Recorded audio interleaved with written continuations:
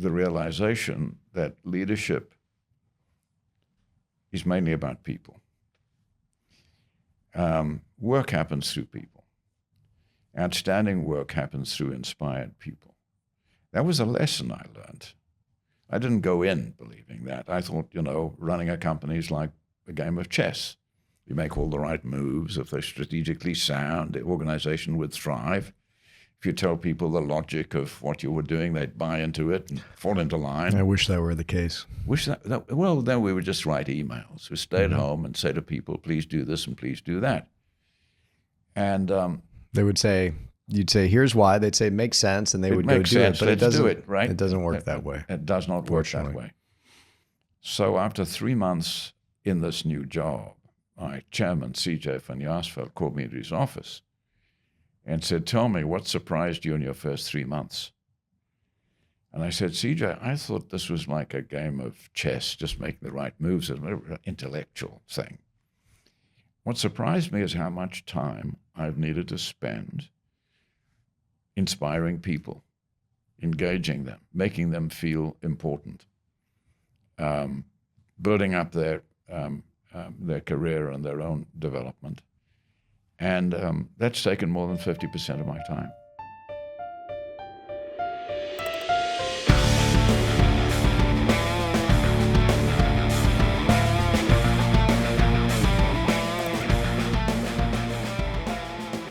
All right, welcome to the Matthews Mentality Podcast. I'm honored to introduce Willie Pieterson, a former CEO of global powerhouses like Tropicana, Seagram USA, and Unilever Foods. With decades of experience leading multi-billion-dollar companies, Willie offers insights into driving success at the highest levels.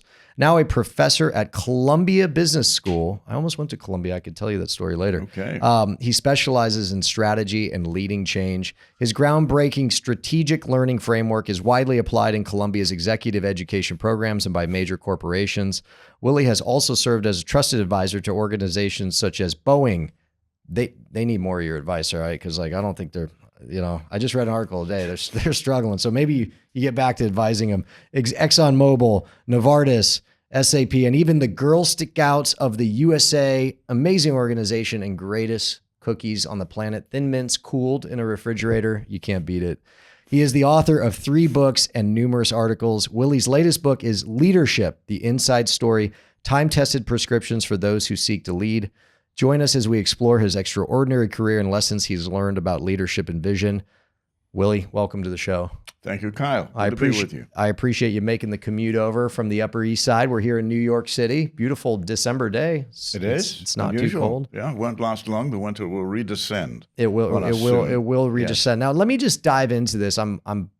It's a fascinating thing to look back at apartheid. You're from South Africa, right? Yes. You were born in South Africa, and there was a social system, so to speak, but a society that had apartheid. Now, for our younger audience members who weren't alive when this was in place, assume they don't know that much other than the word, and there was something going on there that wasn't great. Walk us through, what was apartheid? Apartheid was a system of racial segregation between the white population, which was only 9% of the total, and the black population. 60 million people overall, total population. And it was a very rigorous and cruel system of segregation. The races were not allowed to go to the same schools, go to the same hospitals, were not allowed to cohabit in any way. Sexual relationships across the color bar were criminal, and you could end up in jail. You couldn't marry people of the same race either. Residential segregation was complete in that way. The thing was heavily policed as well. There was something of a police state to enforce these very rigorous rules. Now, as I look back on this whole saga, one of the most prominent leadership lessons for me is to understand the role of imprinting on our minds. As we're young, we grow up in a place, we have no alternative frame of reference. The only world we understand is the world we were born into and were living in at the time. And these norms, ugly as they were reinforced by examples all around us, authority figures, newspapers, the Dutch Reformed Church, who believed it was the will of God for the races to be separated. And that was the only world I knew.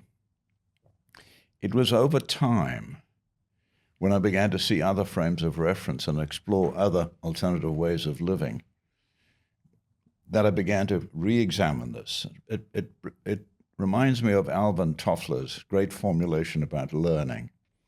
The task is to learn, unlearn, and relearn. In a system like that, where you've grown up, it's a bit like, a fish never understands the water it swims in, just takes it for granted.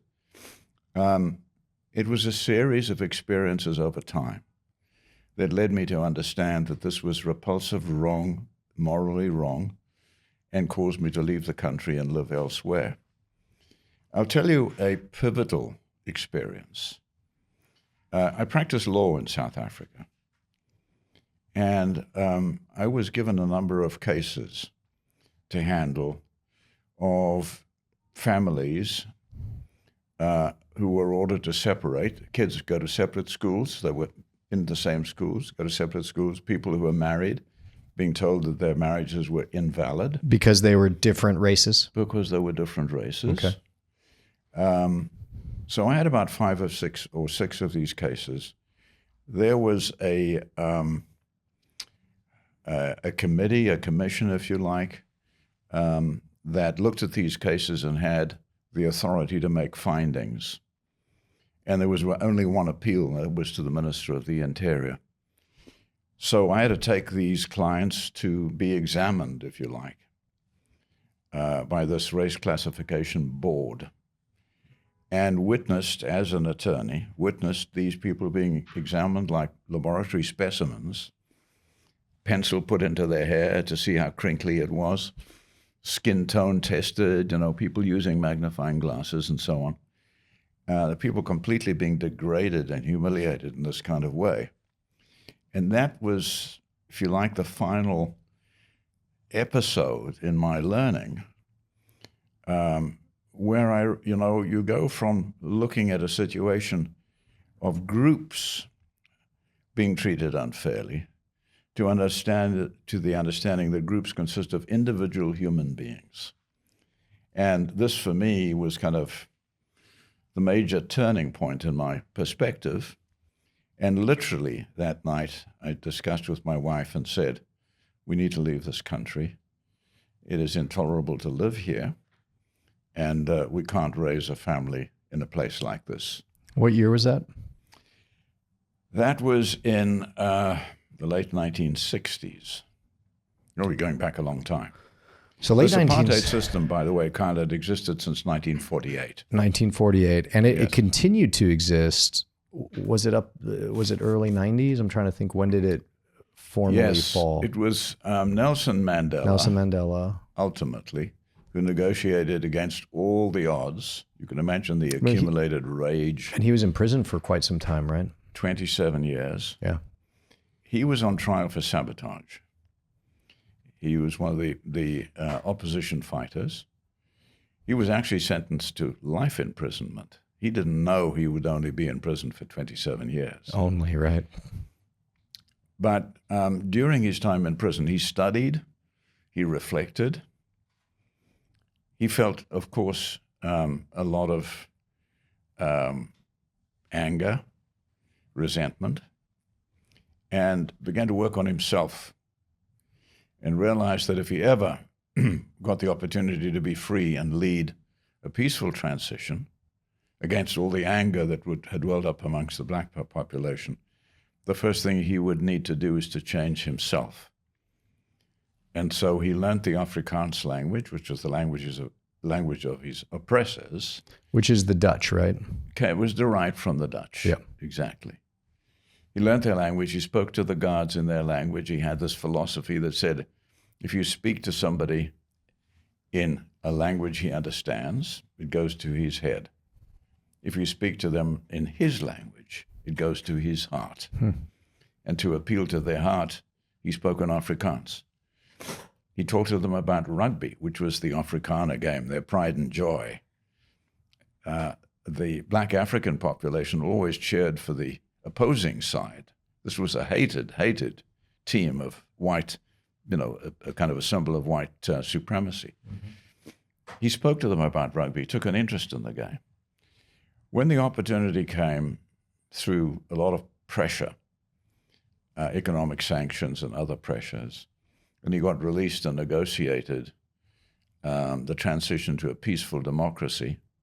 I was watching it from my home in Connecticut at that point. I was amazed. I never thought it would be possible that somebody would be able to pull this off. And he negotiated with the Afrikaners in their language, showed that he respected their history and their philosophy, or understood it at least, and brought about a peaceful democracy with an excellent Bill of Rights. So let me, so you just to understand the framework of apartheid, I guess the system sounds probably the most similar thing in this country. Yes. Equivalent would be what called Jim Crow. Correct. Correct. A lot of Jim Crow wasn't necessarily formalized into law. It was prejudice by behavior and action, not necessarily criminal. Right. But in apartheid, there's a criminality, like an actual against the law component. Is that correct? Enshrined in the law. Enshrined in the law in 1948. And this is, when they enshrined in 1948, it's really formalizing and putting into law a way of life that had been in place since colonialism. Is that fair to say? Since colonial, it had been a kind of a way of life, informally applied. Yeah. Kind of a almost natural, you would say, separation of the races. But it certainly wasn't illegal for a black person to go into a cafe. Yeah. There was, but the people would look askance and say, "What are you doing here? You should really." But there were also signs on benches, on public restrooms, and so on, that said whites and blacks to separate. Yeah, them. not It was all a kind of a dissimilar social norm. to the segregated South. It sounds Yes, like. Yeah, it's similar to that. So you touched on it earlier, imprinting, and kind of like if you're a white child growing up in South Africa in the 1960s, apartheid, as we call it and know it today, and correct me if I'm wrong, it almost would feel normal because it's all you've ever know to a degree. And we, in the 1960s, they didn't have access to information the way kids do today by way of social media and smartphones. Correct. And so there really, and again, tell me I'm wrong, there really was no way to know what other systems existed throughout the world. There was no way of knowing it. There was actually no TV. There's no TV in South Africa at that stage either. And you probably didn't even know to call it apartheid, but if there was even the knowledge in your head as a 10-year-old boy that there were other systems, your system, if I had to guess, was reinforced by way of your education by the teachers or even oftentimes by parents, like, no, this is the way it should be. Yeah, and this is the way you lived your life. I went to a school, it was an all-boys school and all-white school called Sorbonne College. Terrific place, as I look back on it. I now award scholarships to those kids there, but now most of them are black kids. Mm-hmm. And that's the way the world has evolved. But we were just white kids. The people who cleaned the classrooms were black.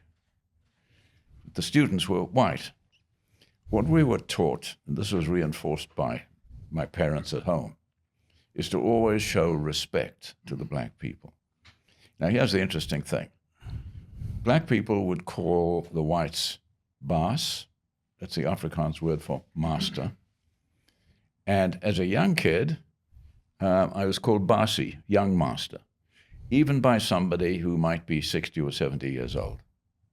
White women were called madam, regardless of whether they were in the employ or not.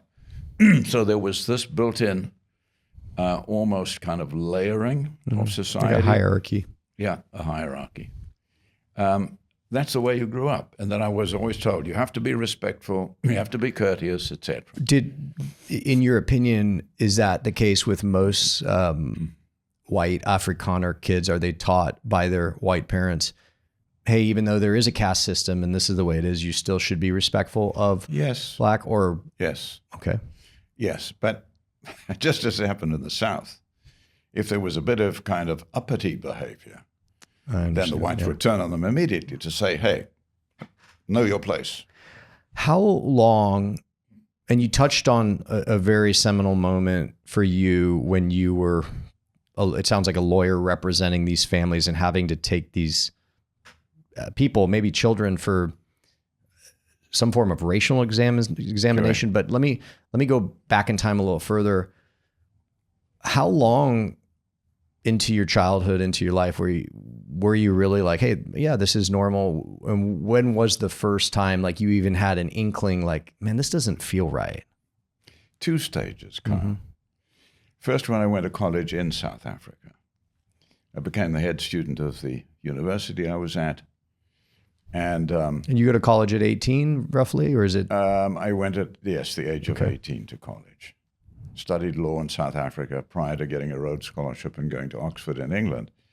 So these were the 2 stages. So the first one was at college in South Africa, where I was then subjected for the first time to more of an open debate about the rights and wrongs of doing this.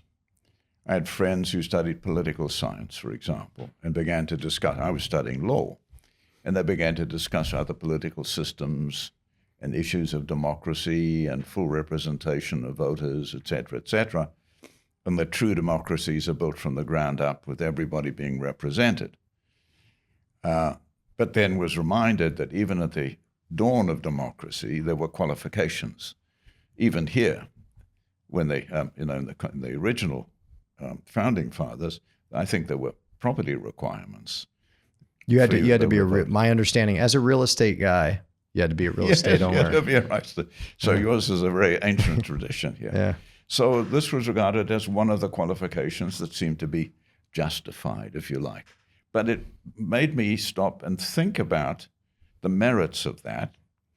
And I happened to run into, as a student leader, I went to a number of student conferences. And they had invited, because there were black universities as well, they had invited a few representatives as a kind of a tokenism to one of these conferences. And I got into some deep conversations with a very, very bright man with a great deal of sensitivity. And it really began to shape my opinion. And it's back to this issue. Group thinking is a dangerous thing. You pigeonhole a group. But when it gets down to seeing and understanding individual human beings, you begin to understand the humanity involved in it. And it made me step back, and I said, can we stay in touch? This is a very rich conversation. And but I knew I couldn't bring him to my home for coffee. And was that because society would look bad, or your parents? No, my parents would say this is not right. Okay. That in itself wouldn't have been illegal to do. I couldn't take him to a cafe and go and say, let's go together to a cafe or to a restaurant. I could have invited him to my home. But I know my parents would feel uncomfortable. Our housemaid, as we called them, they were called, this is the interesting thing. The gardener, black gardener, was called a garden boy, regarded to the fact that he was a middle-aged person. Our housemaid was called our girl. People would discuss this with each other, housewives. I wish I had a more industrious girl to clean my house. This is the way it was looked upon. And I'm speculating a little bit because I didn't actually do this. But I imagine my father might have said to me afterwards, don't begin to push this and make it uncomfortable for people, because the black person would have felt uncomfortable, my parents would have felt uncomfortable, and it's not a kind of relaxed atmosphere. Question, and it's a somewhat sensitive one, it's complicated, is, and we haven't discussed your parents yet, but in hearing your story, it potentially creates a scenario where if I were to say, hey, were your parents good people? You say, of course they were. Mm-hmm. But at the same time, they were prejudiced, perhaps because they were raised in a society where that's all you knew, the imprinting. How do you, in reflection, look at your parents and kind of, I guess it's juxtaposition of they looked at your black friend that you met in the university, you said, hey, I couldn't bring him home because my parents would have not accepted that. But at the same time, perhaps they were really good people and great parents. I don't know if they were. You can comment? Like, it's complicated, right? They were decent, humble people brought up in this system, which they considered to be natural, and if you like, ordained in some kind of way. They went to the Dutch Reformed Church, which I didn't like. I left it, and it was reinforced quite heavily there. But I think we're all a product of our environment. I think back to the era of slavery, which right back in biblical times was not criticized as something evil, but was talked about as a way to deal with your slaves. So there was this long era. We look back on it now. I often ask myself, what is the absolute worst thing that humanity has done over a long period of time? Of course, there was the Holocaust, which is horrifying. But I honestly think it was the era which lasted for thousands of years. The Greeks, the Romans, all had slaves. I think it was the era of slavery. Now, so there's a backdrop.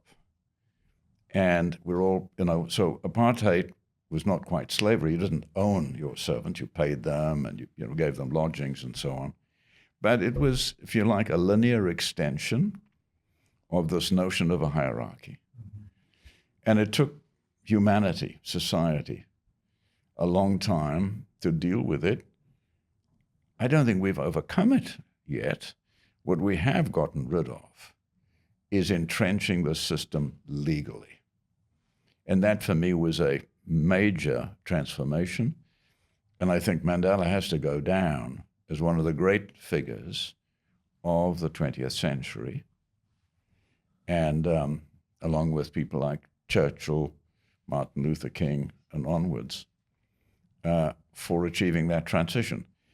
It was the legalization of it, I think. When that was swept away, there was a big step forward. That didn't automatically change people to accepting each other naturally, because it doesn't happen, and it's not like flicking a switch. We've changed the laws. Now, okay, go ahead and deal with people on an equal basis. The example that Mandela set through his behavior, the way he conducted himself, was, I think, highly influential there. One of the things he did, actually, which was a fantastic innovation, he realized that in order to make this transition, there had to be a period or process of forgiveness. Now, you can't go along and just exhort people and say to the white population, look, it was now, or to the black population that was wronged so heavily right through the generations, say, now's the time for you to forgive. Please go ahead and forgive the white oppressors for what they did. You can't do it like that. You have to enroll people. You have to enlist them. You have to involve them in a process. He established, along with Reverend Desmond Tutu, this Truth and Reconciliation Commission. This, as we think back on it, I think was a profoundly wise thing to actually even conceive of. A process involved allowing the perpetrators of bad things that had happened to come along and testify before this Truth and Reconciliation Commission, admit what they'd done, apologize, show remorse, and if they did that, they would be forgiven. If they refused to do that, they would be put on trial in the normal way, and if they'd been found guilty, they would have been punished in the normal way. This gave the entire society to live through an experience of, or a process, if you like, that was shared, that allowed them to go through this process of reconciliation and forgiveness. The idea being a rainbow nation with one kind of common goal in society of a respect for a democratic system and for each other as equal human beings. That was a very, very big step in terms of conducting this process, and a very enlightened way of thinking about it. And it allowed people to feel that they had done it. It wasn't imposed on them, that they were part of it voluntarily. When did you know and why that you wanted to be an attorney in South Africa, and how that ultimately led you into a position to reevaluate this view of the social structure. What was that moment? Well, it's Or did your interesting. mom just say you're going to be an attorney? You're close to it. Yeah, You're close to it. Attorneys and doctors, more little often bit than like not, this. it's coming from the parents. It's a strange thing, but for some reason I had a lot of curiosity. It may be somewhat argumentative as a young kid. I always say, why? Why is that happening? And why should I do this or that? And then sometimes when I got given a reason, I would argue about it and say, well, that doesn't sound right to me. And your mom said you should be an attorney. I heard them speaking to each other. We say that to my second kid. Yeah, we've got a little attorney here. So I began to think, okay, I'm going to be an attorney. And that just became sort of automatic. And I had a very good friend at our high school, and he wanted to be an attorney, so we went to college together and became attorneys. It was kind of almost like, an inbred, another form of imprinting in a way. Were you always, I want to lead this into going to being a Rhodes Scholar at Oxford. I think that's as high of an achievement within the academic world as you can get coming up through school. But were you always a great student? Or is this something that, I did well as a student. I was not number one in my class at high school. Even at Oxford, my approach to my studies was to do as well as I could, but to lead a balanced existence, belonging to various societies, getting into student politics, traveling when I was in the UK. So, yeah, I did. I got pretty decent grades. I was satisfied with them. I was pushed a little bit by my tutor at Oxford, who said to me, well, what are you going to do this summer? And I said, well, I've got this old car. I'm going to tour Europe and Spain. And he said, well, if you put your head down and studied a bit more deeply, you could reach the pinnacle here. And he said, I think that you could have an academic career ahead of you. That horrified me at the time. I wanted to get into the real world.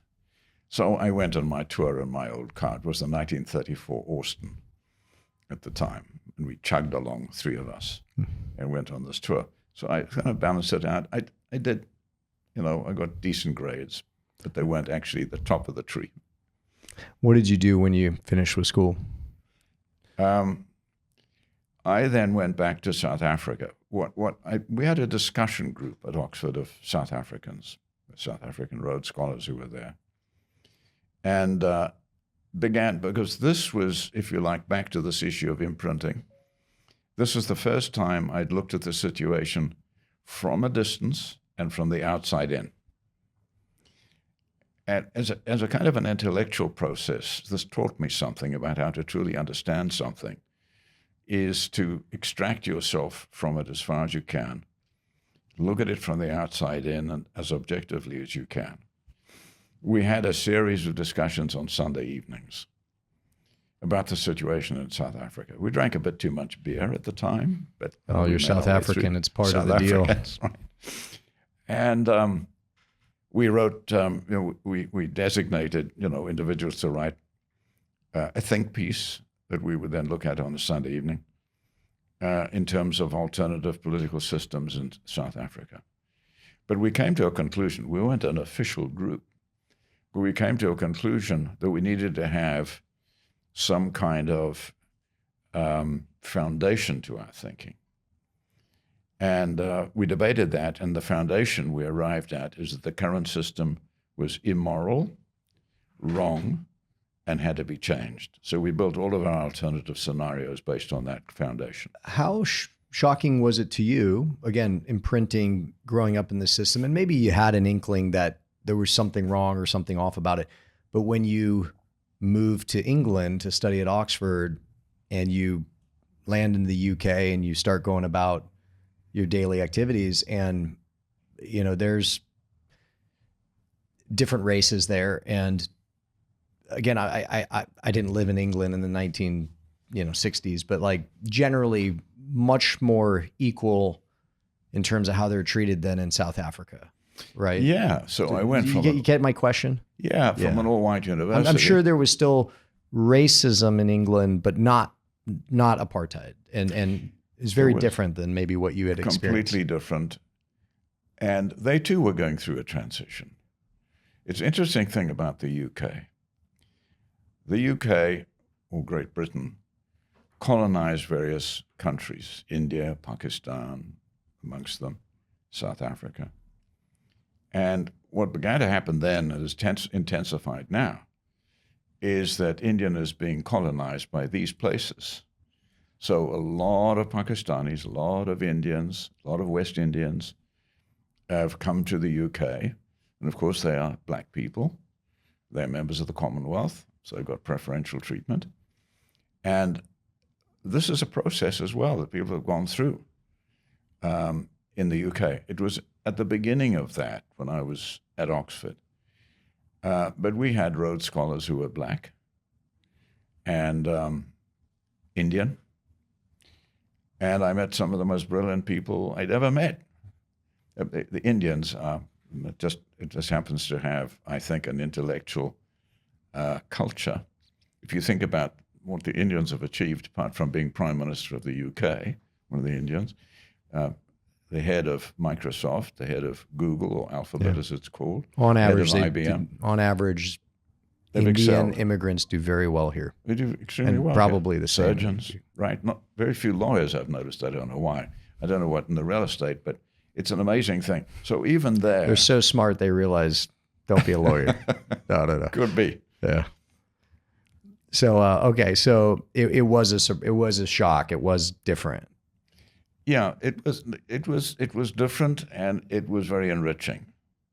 I used to interview people on my little cassette recorder from different countries and send it home to my parents.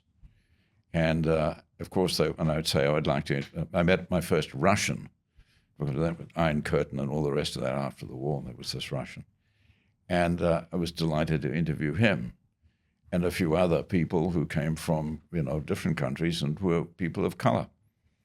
And I, in a way, my hidden agenda was I want my parents to understand that these are real, intelligent, cultured human beings just like us, right? And they enjoyed listening to that. But it was also a process for me to go through. I was going to ask,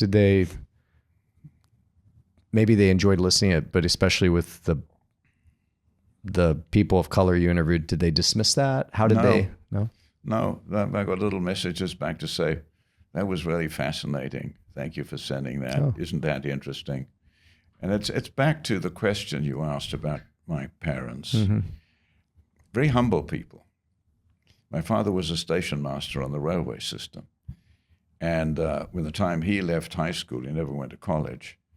The railway system was a burgeoning new thing that was happening around the world that was transforming economies. And that was where great careers would be possible for somebody who didn't have a university degree. So he became ultimately a station master. We moved a lot into various small towns in South Africa, where he was the station master. He wore a uniform, and that made him look very important. The only other person wearing a uniform in our town was the chief constable and my father. So this kind of aura of authority that, I admired him through that particular lens as a very young kid. But he was a person of incredibly steadfast values, rock solid values. When the Second World War came, South Africa was not involved in the war. The war was up in Europe, 6,000 miles away. And there was no conscription in South Africa. But he decided at a certain point, despite the fact that 2 young kids, I was 6, my sister was 12 years old, he decided to enlist and go and fight with the Allies. Go off on a troop ship to who knew where, and then be deployed. I remember being very taken, impressed by this, confused by it, actually. I vaguely remember conversations at the dinner table with my mother where she would say to him, why are you doing this? The war doesn't affect us here. Why do you think you should go and fight and risk your life in this way, young family? And he just gave this very simple answer. Because it's the right thing to do. That's all he said. And off he went, and I was a little bewildered and saddened by it, if you like, sense of loss. I remember when the train pulled out of the station and he was waving goodbye to go to the seaport to take him off to who knew where. He ended up in Italy and North Africa and so on. I remember saying to my mother, you know, why is he doing this? And she said, because he believes it's the right thing to do. That leadership lesson sunk into me only later in life. At the age of 6, I didn't really see a profound lesson in it. And I honestly believe that my stance eventually that I took against apartheid was a derivative of those values, what I call moral courage, different from physical courage. You took a stance against it because it's the right thing to do. Because it's the right thing to do. So it whether you knew it or not at the time, your father going off to, I guess, fight the Nazis if he was fighting in Italy, and Mussolini, you said, well, that's my dad and he's doing it because it's the right thing to do. And when you had an opportunity in your own life for your battle per se, but it was more a battle against the system, you said, hey, this is the right thing to do. Yeah, and you know, moral courage is different from physical courage. Physical courage is something adventurous like skydiving. It's not in any greater cause, and it's fine, it's fun, it's harmless. But moral courage is standing up and doing the right thing regardless of the circumstances. And so that for me was probably one of the most profound lessons that I learned. And I think that was a big influence in the stance that I adopted. So part of your moral courage is to say to your wife, right, hey, we need to leave. We can't be part of this system. Correct. What year was that? Where'd you go? Well, I had to find a way. Being a lawyer, I was trapped by my jurisdiction in South Africa. I couldn't come here and practice law. I'd have to write a bar exam. So we discussed it. I remember we were late that night after this thing with the Racial Classification Board. And I said, well, I think the only way for me to do this is to join an international company and hope to have an international career. So I applied for a job with Unilever Group in South Africa. I looked at all the companies that Nestle was there, Unilever was there, and I kind of liked what they did. Applied for a job, eventually got a job with them. It was an interesting little side episode. I got doing my interview with a guy called Peter Murray, who was the head of HR. And when I said, I'd like to join Unilever, he said, would you like to join the legal department? And I said, no, that's the last thing I want to do. I'd like to go up through the marketing department because that's, the route to the top. And did you have any marketing experience? I had none whatsoever. And he said, but have you had any experience in marketing? I said, no, but, I've read 19 books on marketing, and I'd made a little list. And I showed him the list, and I said, I've got a bit of book knowledge. That's what I start with, and I want to learn on the job. And but I said to him, and this is probably a mistake, I said, Peter, I have this real ambition to have an international career and to live outside of South Africa. And he looked at me and he said, Willie, Unilever is not a travel agency.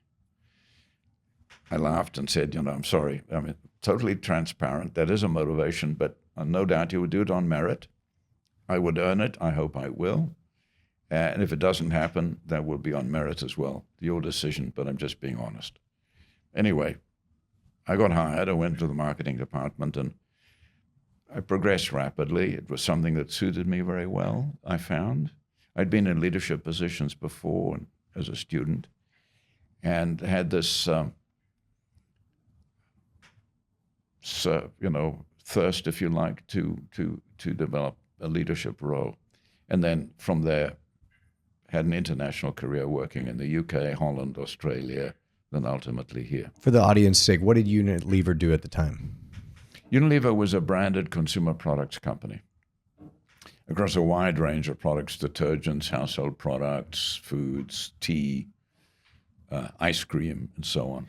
In your humble opinion, why do you think you kind of worked your way up the ranks or grew so fast and did so well in marketing and in corporate America, having a law background? Like what do you think were some of your differentiators that allowed you to achieve success to a level greater than or faster than maybe your peers? That's a hard question to answer. Other people would give a better answer. I know, but they're not here. You know, you here, are. So I can only speculate. I think I learned my way to success. I'm a great philosopher of lifetime learning. I remember I had one gap in my knowledge, I felt.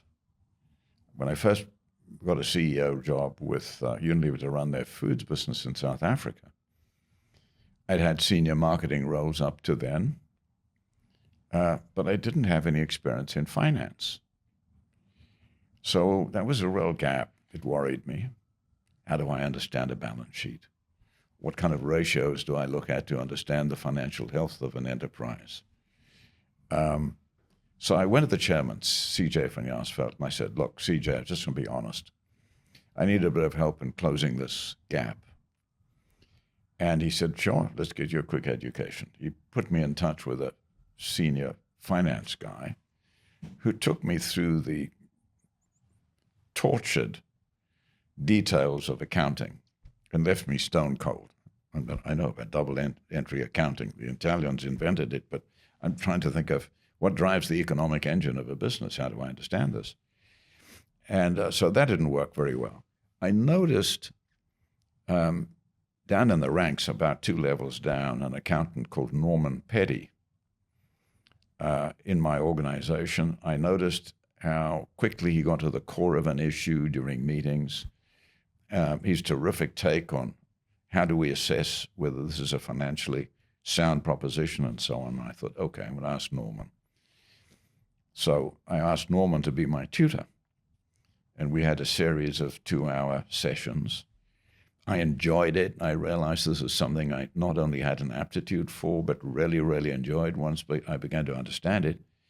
And that plugged that gap. I actually teach operating finance now as part of the portfolio of things that I teach at Columbia.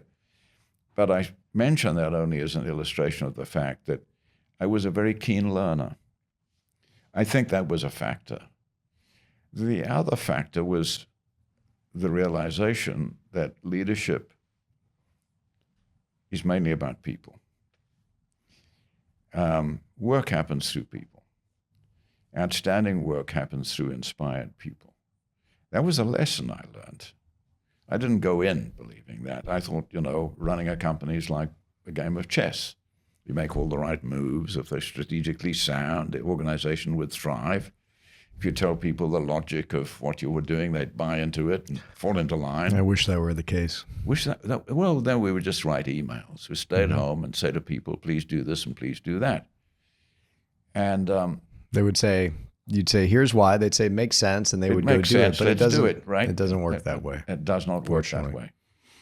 So after 3 months in this new job, my chairman, CJ van Jaarsveld, called me into his office and said, tell me, what surprised you in your first 3 months? And I said, CJ, I thought this was like a game of chess, just making the right moves, an intellectual thing. What surprised me is how much time I've needed to spend inspiring people, engaging them, making them feel important, building up their career and their own development. And that's taken more than 50% of my time. And he just looked at me. He was a wonderful guy. And he said, well, Peterson, welcome to leadership. Welcome to leadership. What, in your experience, obviously being the CEO of multiple companies, and we can get to those, but what have been the biggest drivers for people that you've managed, right? And in positions of leadership on average, like what have you found in speaking to anyone listening who finds himself in a leadership position, whether they're leading 1 people or 1,000, what are some of the key drivers you've taken away from all the people that you've had the privilege to lead? Be authentic. Be yourself. Treat others always with dignity and respect. Understand that people only do great work if they are motivated. I believe that the highest motivation of all is the dedication to a cause larger than yourself, together with the opportunity to make a difference to the outcome.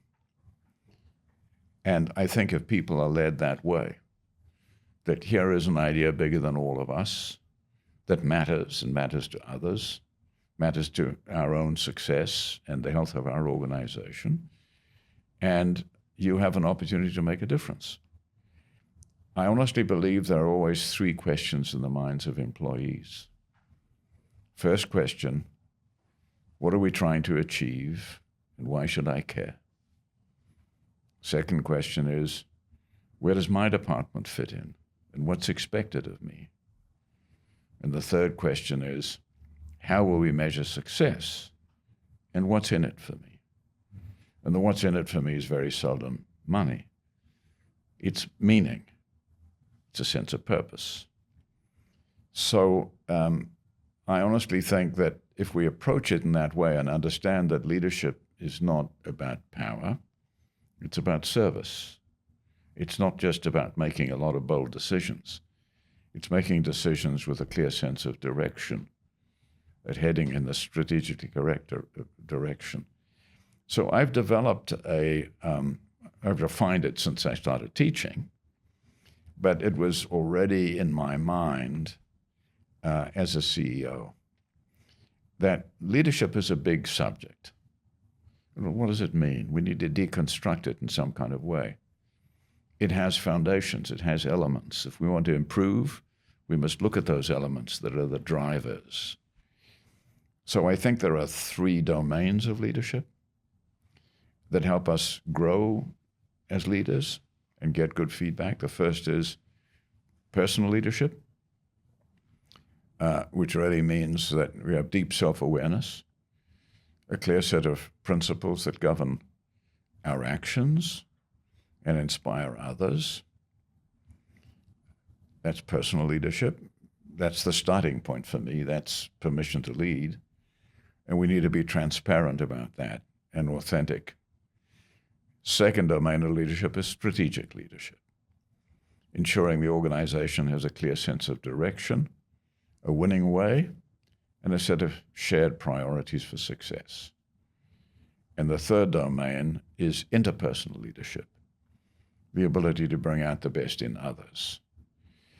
Now, what I find useful about that structure of thinking is that we're always confronted with new challenges. And we need to understand where we need to put the pressure at any given time in one of those 3 domains and bring the others into play. It gives us, I feel, me a basis of learning my way forward to get better as we go along. And here's the other valuable part of it. It helps us get good feedback. You know, Ed Koch, who was the mayor of New York, used to walk around the streets and say to people, "Hi, how am I doing?" I always thought, well, that's the wrong question. You should be asking people, how are you doing? But nevertheless, how do you answer that question, how am I doing? Now, I think to get good feedback, it's better to be able to say to somebody who's a truth teller, and we all need truth tellers in our lives, right? Is how am I doing at personal leadership? How am I doing at strategic? How am I doing at interpersonal? And this is the way we get much richer feedback and gives us the baselines to continue growing in our effectiveness as a leader. It's a learning process. I mean, today, I don't think you can run an enterprise, and you'll know this, Kyle, because you own it and you run an enterprise, without having a working knowledge of AI. You simply can't. That doesn't mean to say you have to be an expert, but you have to have a working knowledge of what it can do for you, and then engage experts to mobilize AI. I smile because conservatively, I would say it takes up about a third of the conversation at our executive strategic leadership meetings. In fact, after this podcast, I have a day and a half here in New York of these executive leadership meetings as we head into 2025. And over half of that is about technologies we're developing and marbling with AI throughout them. Absolutely. And it's a good and bad problem is just when we have the latest AI, we're like, okay, we're going to put then like a new model comes out and it's iterating and evolving so fast. It's like keeping up with it is incredible. Right, exactly. Well, you're doing exactly the right thing. You keep examining, keep probing, keep learning. Now, there's a dilemma here. The big tech companies, Silicon Valley, are really absorbing all the big talent on AI. But we all need AI expertise. And as you say, it's growing so fast. There are very few of these people who are really that good at it. A lot of kind of journeymen. But how do we find that talent? And again, we have to develop it. Now, I think, again, it's a way of thinking. I happen to run a one-week program for physicians in the New York Presbyterian hospital system, once a year, 5-day program. Physicians of various specialties. And this last round that I did, I decided that it was time to do a real chunk on AI. Now, I'm not an expert on AI, so I brought an expert with me. Sure. So if we need to look under the hood, you're the expert. But I try to lead the thinking. How do we think about this? Now, I just offer this as a point of view. As with any new technology, it's a means of delivering benefits. That's what it is. We need to understand the benefits that it can deliver for us as the starting point, and then work backwards to how we can mobilize it. Now, it's a good idea first to hear an expert say, this is what it can do, and it enlivens your imagination, and then stop.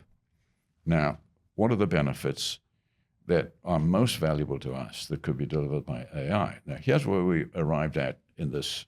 I offered these physicians a way of thinking about it. I drew a horizontal line and said there's a numerator and there's a denominator. Denominator is efficiency, like electronic medical records. The numerator is about effectiveness, and let's talk about that.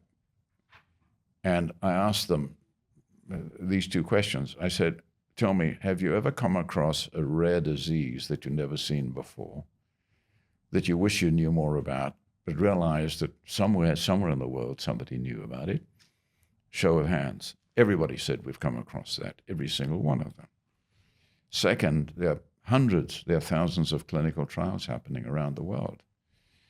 Would you be interested in knowing what's happening in those, what the frontiers of discovery are?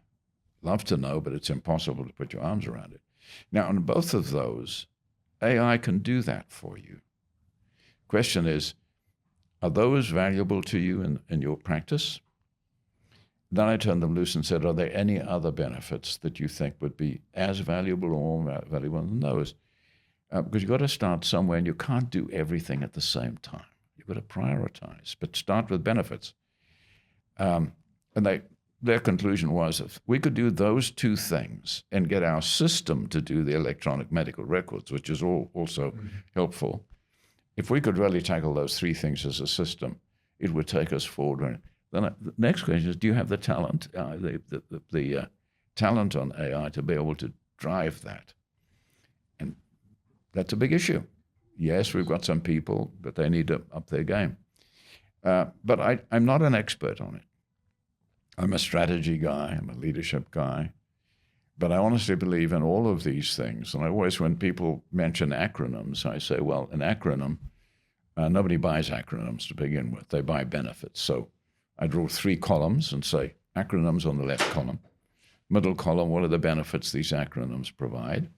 And third column is empty, because now you've got to say, in what ways are those benefits superior to the alternatives available? But I'm just making the point, the outside-in thinking is the way I think is the right way to approach AI. Agreed. And this is kind of an exercise you do teaching. Yeah. Yes.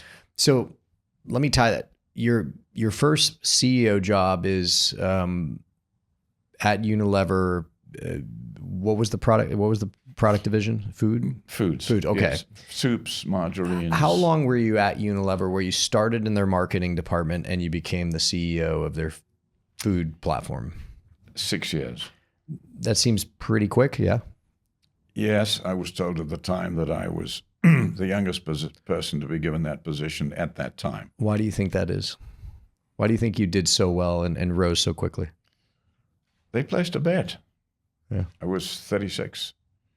Now they're, heads of countries that are 32 years old, Scandinavia, and so it's way out of date. But at the time, in that atmosphere, people were typically not given that level of responsibility at that time. And they were enthusiastic. I think the appointment, to be quite honest, was a little premature in terms of my experience. And I had a lot of catching up to do, which I managed to do. So I got progressively more senior CEO roles. What was your, they talk about work-life balance nowadays. Like what was your daily work routine like? And were you balancing, you were married, but were you balancing a family at the time? Like what was that reality like for you? I would not give myself an A for doing that. I would give myself probably a B minus. Was that the only B minus you've ever received in your life? No. We're all imperfect, aren't we? Yeah. I think, we just have to know when we fall short, what we've fallen short of, right? So I wouldn't call myself exactly a workaholic, but I was very, very preoccupied. And I tended to use my weekends reflecting on the business, doing some analysis, preparing myself for Monday morning. You weren't necessarily coaching the kids' t-ball teams, right? Oh, I went to all the kids' sports. Oh, that's good. I Okay. did that, and I played in my men's group. Played tennis on a Saturday afternoon. Now I always went to their concerts. I always went to their sports games. There was one concert I remember with my son. I had to be in Japan, and so I missed the concert. But I managed to make a phone call from Japan, even with the time difference, afterwards to be able to say, wish I'd been there, how did it go? And the interesting thing was when I got back, how much he appreciated that. Oh, that's good. Yeah, but no, I tried to do that. But it was, if there's a game on the Saturday afternoon, a baseball game with my son, I would tend to do some work in the morning. Part of that, I'm sure, was just generational. That was more that generation, it feels like.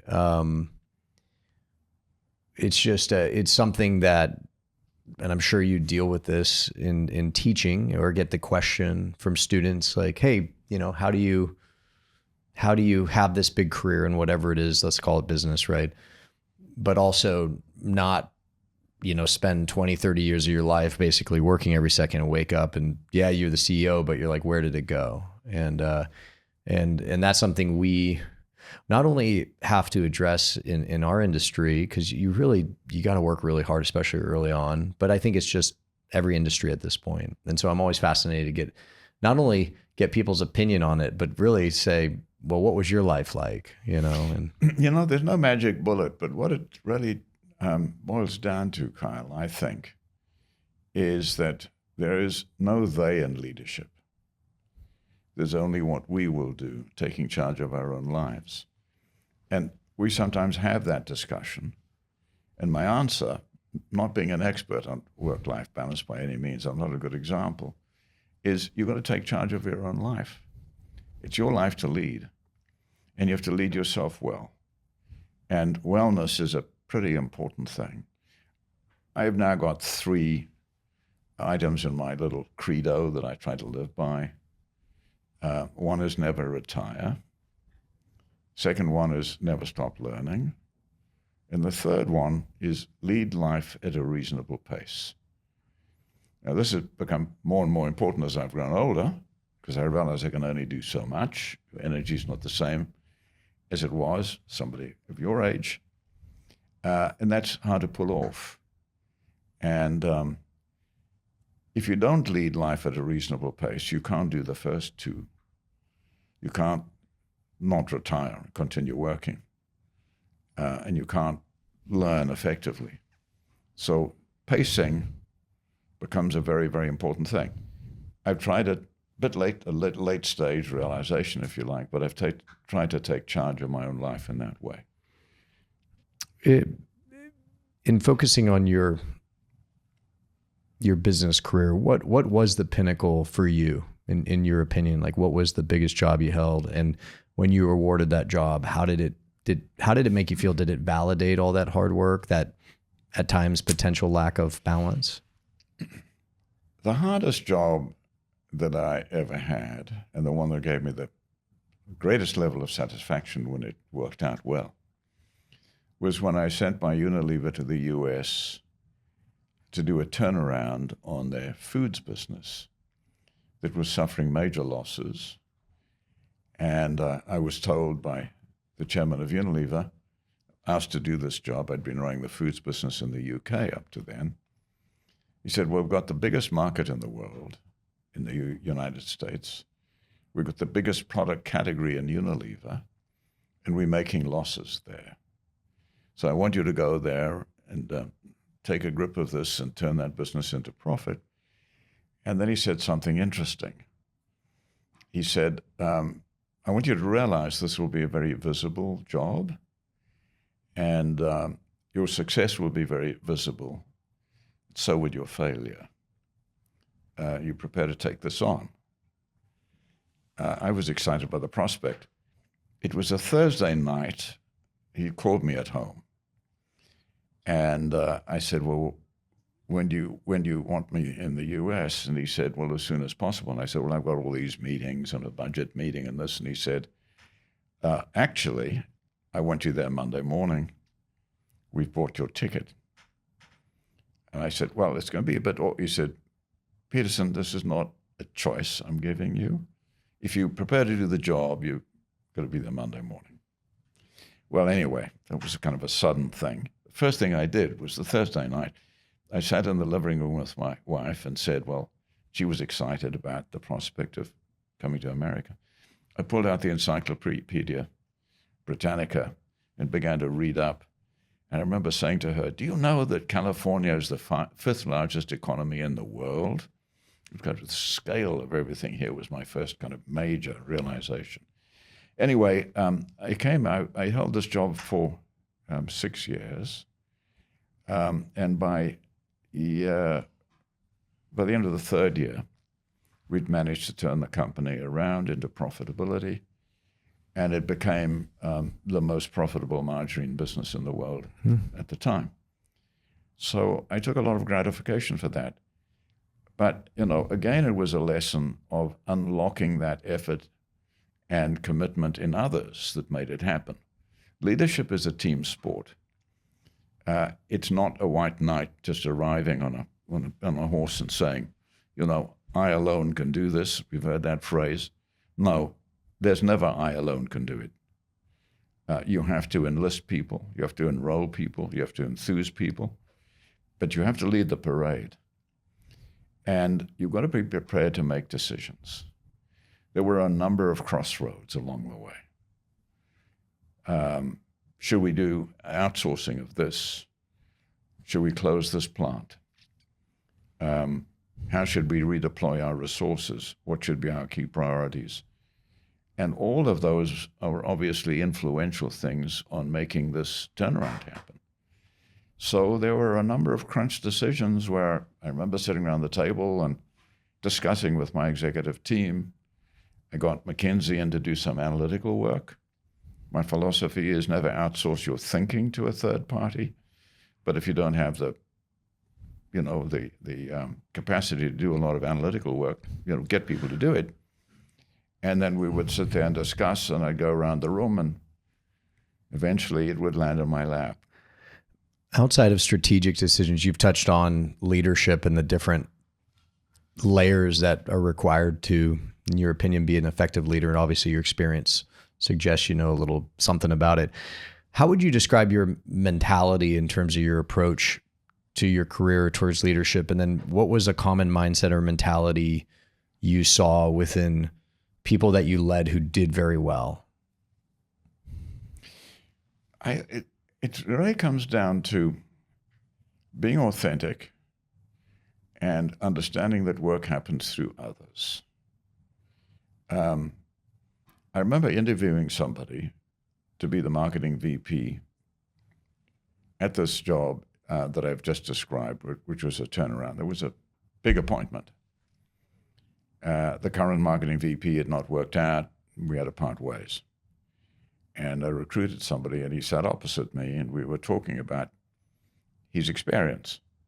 And I said, I see from your resume that you left your last employee 3 months ago. Can you tell me a little bit about that? And he sat forward and he said, yes, it's very simple. I was canned. I just loved his absolute honesty. I just loved it. And I said, well, why do you think that happened? And he explained it in ways that were, very convincing. And I thought, this is the kind of person I think that's going to be a really good leader. And he was. It was that kind of complete transparency and authenticity that struck me most about him. When did you, I guess, to some degree pivot or entirely pivot out of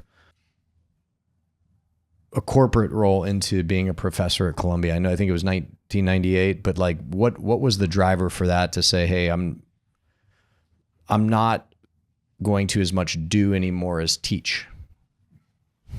Well, it ended up actually teaching and doing a lot of consulting, so I was doing a lot of doing Yeah, as that's well. what I figured. It's not like you just stopped completely, Right, but didn't there stop completely. clearly was something. But it's a completely new career. Yeah. Serendipity played a role. Mayor Feldberg, who was the dean of Columbia Business School at the time, came for a lunch, fundraising. He happened to be South African as well. That helps. Recognized my accent. We got chatting. And at that stage, I was actually running Seagram's liquor business. And then he said to me, we'd like to get corporate executives to come and teach on the weekend, do a case study for our executive MBAs. Would you be willing? And I said, sure, I'd do that. And I wrote up a few times and did it. I enjoyed it. And then the final company I was running was a subsidiary of Kodak. Kodak, the mothership, was sinking. It went insolvent subsequently. The chairman came down to New York from Rochester and said, can you please sell this business? Gave us some benchmarks, etc. We sold it. And now I had to decide what else to do. And I thought, and I spoke to my favorite headhunter, and I said, well, I've enjoyed being a CEO. You see any opportunities that might be attractive? And he said to me, why would you want to do that? Why don't you do something completely new? I said, I never thought about that. And I suddenly thought, well, let me go and have coffee with Mayor Feldberg. Now, if I'd been just off the street, he might have said no, but I reminded him and I said, I came up and I did some of those weekend case studies, and can we have a cup of coffee? I'm sitting in his office and talking about it and said, I kind of enjoyed that. And he's opened up his drawer on his left-hand side, pulled out a file. He said, well, I've got your evaluations here. You did a pretty decent job. You want to give it a go? And I said, I'd love to give it a go. And so to begin with, I didn't get a formal appointment. They had to try me out. And so that was for about 3 years. And then I got this appointment as professor of the practice of management. Did you ever have, and I'll ask this question both as a professor and even apply it to previous roles, and perhaps you touched on a little bit of it when you maybe slightly premature elevated to CEO of the food group. Did you ever have imposter syndrome? Oh, yeah. Yeah. That never completely goes away. Yeah. There's always that little bit of lingering self-doubt, even if it diminishes over time. Sometimes it's healthy. I think it gets you to constantly question whether you're doing well enough. The advantage of teaching, Kyle, is that you get immediate feedback. You get evaluated, formal evaluations after every class. And so I watch those carefully. I don't want to overstay my welcome. Every now and again, there's a blip that happens. I learn from that. So why was that? People say, well, you didn't do enough discussion. You didn't do this or that. Fine, you learn. But I watch the trend. And as soon as that trend begins to decline, I will withdraw myself. Time to hang up the cleats. What's that, sorry? Hang up the cleats. Yes, hang up the cleats. You've got to, at some stage, you've got to be clear about that. Do not overstay your welcome. And I've seen that happen. I think we've all seen it happen. And then people begin to feel sorry for you. And you get this shift from doing something worthwhile that they admire and value from discussing, isn't it a pity that he's still hanging on? What is your driver today? What is your motivation to continue, going full speed as a professor, consultant, and writing books? And how has your motivation evolved over the years? I guess the main thing is when you see that you're making a difference to others, it gives you the motivation to continue. Second thing is I thoroughly enjoy it. I enjoy learning as much as I enjoy anything else. I read widely beyond business books. I like to read philosophy. Philosophy, I think, helps us answer the three big questions in our lives. What's true, what's important, and what's right. And whenever I tackle a big problem, I try to work through those. Evolutionary science tells us the importance of adjusting and adapting to a changing environment as an existential requirement. And I like to read about astrophysics because it humbles us, makes us realize we think we're so important. Very small. Tiny, transient items in a vast universe. Pale blue dot. What advice would you have for the audience? Because you've had multiple kind of stages of your life where, you were a student, and, I think it's safe to say being a Rhodes Scholar at Oxford is definitely at the top of that industry, if we want to call it an industry. And then, going into what I'll call the corporate world, but ending up corporate America, CEO of multiple large companies. And then even a professor at an Ivy League school. Like you've definitely approached different facets of life and, respectfully done very well.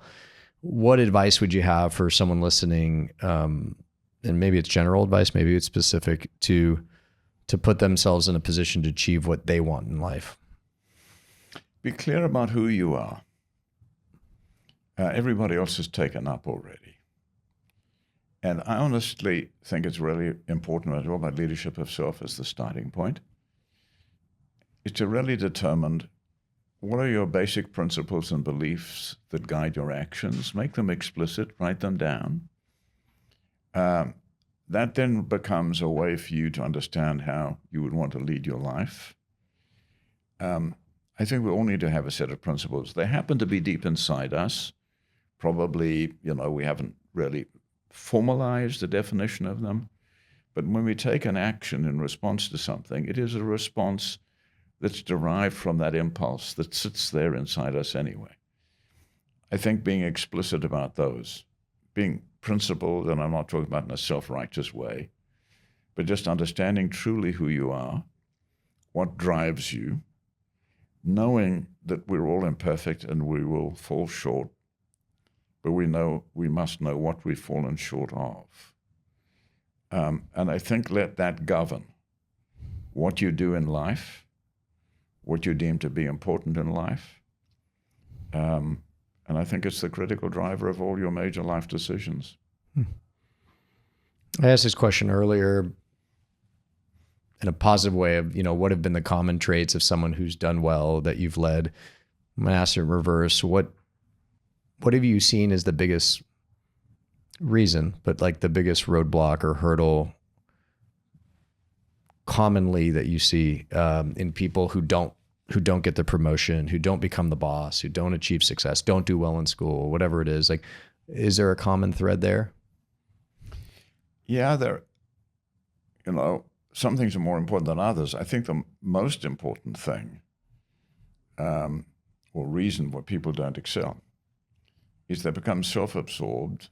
They think about leadership as exercising power, as gratifying their own ambitions, as making a difference to the organizations that they serve and to the lives of others.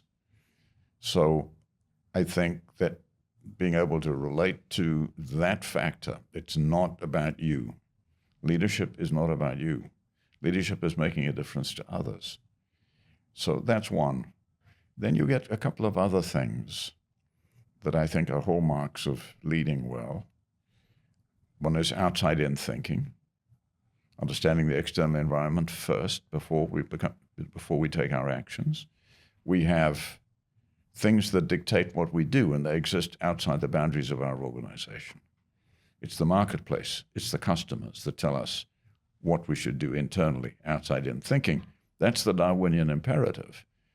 Darwin reminded us that the external environment won't adapt to us. We have to adapt to the external environment. It's the other way around. So I think great leaders of enterprises are outside-in thinkers in that rigorous way. Their ability to simplify. Complexity is very easy, getting lost with, mired in detail. This ability to really distill, to get to the essence of an issue, is the hallmark of great decision makers. Get to the very essence of something. Be able to not oversimplify, but really go do the hard work of working through the complexity and get to the simplification on the other side of the messy complexity. I think that's a critical issue for me. And I think when you simplify something, you understand it better. Yeah, we piggyback on what you said. One of the things I try and, in my role, explain to men and women entering leadership positions, I said, if you just want to look at it selfishly, which isn't necessarily the best approach, if you can actually develop the desire and the motivation to serve others, and I said, by serving others, you'll actually long-term serve yourself, if that's how you want to look at it. No question about that. If you can really wake up and convince yourself that you're there to serve someone else, even though you're actually the boss. Right. Over a long enough period of time, not in a moment, but over a long enough period of time, weirdly enough, you'll actually end up serving your own best interests in a positive, healthy way. So totally agree with you, 100%. Yeah. Then I think the other thing related to simplifying is to be able to prioritize. Otherwise, we end up just firefighting all day long. I think that the hallmark of successful organizations are those that are very, very well prioritized. People can't do everything, and they get lost unless they have a clear sense of priorities that are shared. It's funny, I had dinner with our president last night, and I said, hey, man, I said the worst thing I could say, and I don't think he'll mind us sharing it, is I said, you love to be a hero. I said, but you don't need to be a hero, because he's always like, I can do that. And I said, you take on so much that it's physically impossible for you to get to everything. And I said, so prioritize, like whatever, if you want to quantify in hours in a day, if you got 12 hours a day at work, just take on 12 hours of work. I said, don't be a hero, prioritize. It's so funny. I just had this conversation, but yeah. And it's, I'll mention an example here. Hans Vestberg is the chairman and CEO of Verizon. I know him very well. He ran Ericsson, and I did a lot of consulting work for them. He has a habit. It's a very simple habit. He has two lists. List one is his priorities for the organization. Second list is his to-do list. We all have that, a whole myriad of things that have to get done. And he literally has kind of a 20-minute meditative session every single morning. First thing he does is to look very deeply and clearly at his priorities, internalize them into his thinking. Then he goes to his to-do list, and he picks out the very few things that will most strongly support the priorities, and he does those first. Now, that's a very, very simple approach, But that's, I think, what it's about. Yeah. Is to make sure your decisions fall in line, kind of in a center direction driven by your priorities. Well, I could use some of that. I could learn from Hans, you said is his name? Hans Westberg, But yes. also He's a Swedish guy. Also from you, Willie. I can't thank you enough for coming on the podcast. This has been fascinating. I'm going to come, what do they call it where you just show up even though I'm not a student? Is it called crashing a course? What is it called where like you just sit in the course even though you're not you're auditing. Yes. I'm going to audit one of your classes next time I'm in New York. I'm not even going to tell you. I'm just going to come in and I would take some would notes. turn that around. I would invite you to give a talk.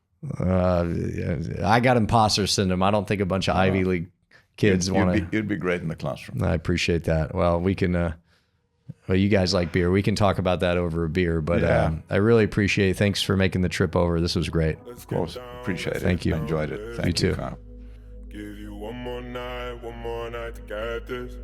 We've had a million nights just like this. So let's get down to business.